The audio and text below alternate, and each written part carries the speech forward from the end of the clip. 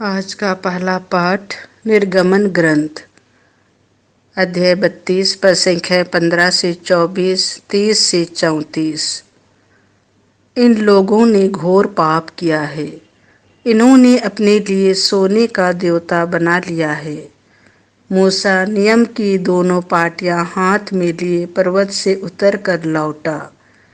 पाटियों पर सामने और पीछे दोनों ओर लेख अंकित थे।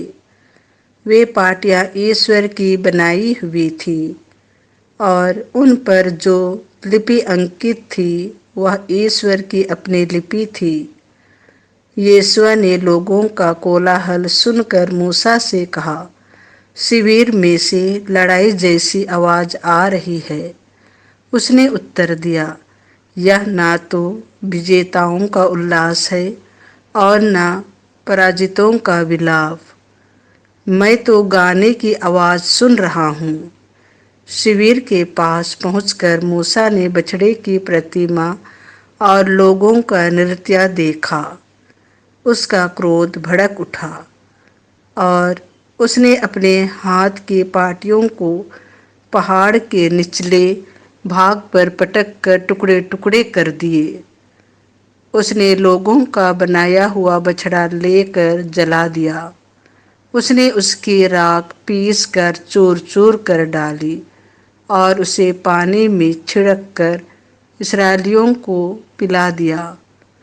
तब मूसा ने हारून से पूछा, इन लोगों ने तुम्हारे साथ कौन सा अन्याय किया जो तुमने इन्हें घोर पाप में डाल दिया है? हारून ने उत्तर दिया, महोदय, आप क्रोध ना करें।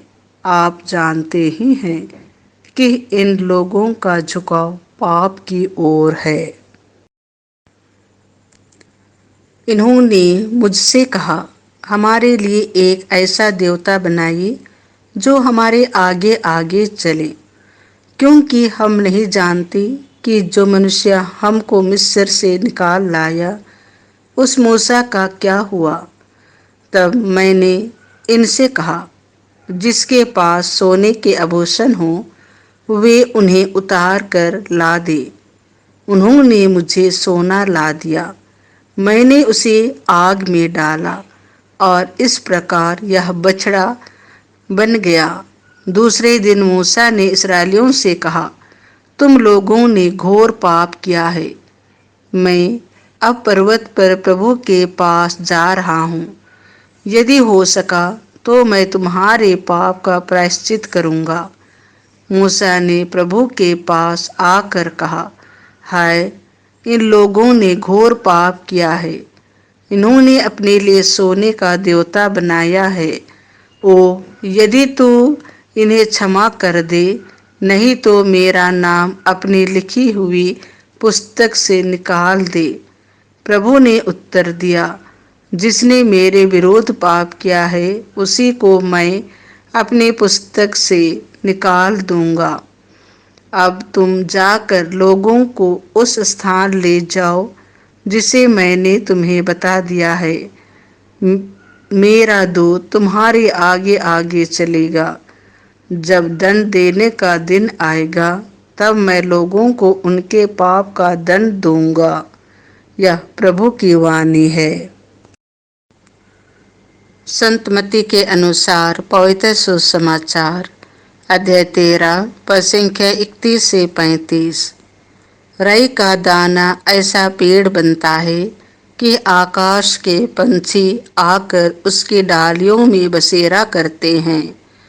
यीशु ने लोगों के सामने एक और दृष्टांत प्रस्तुत किया। स्वर्ग का राज्य राई के दाने के सदृश है, जिसे एक मनुष्य ने लिया और अपने खेत में बोया।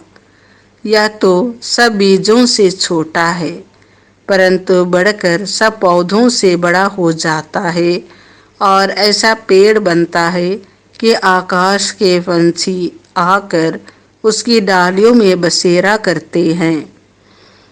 यीशु ने उन्हें एक और दृष्टांत सुनाया। स्वर्ग का राज्य उस खमीर के सदृश है जिसे एक स्त्री ने लेकर 3 पसेरी आटे में मिला दिया और सारा आटा खमीरा हो गया।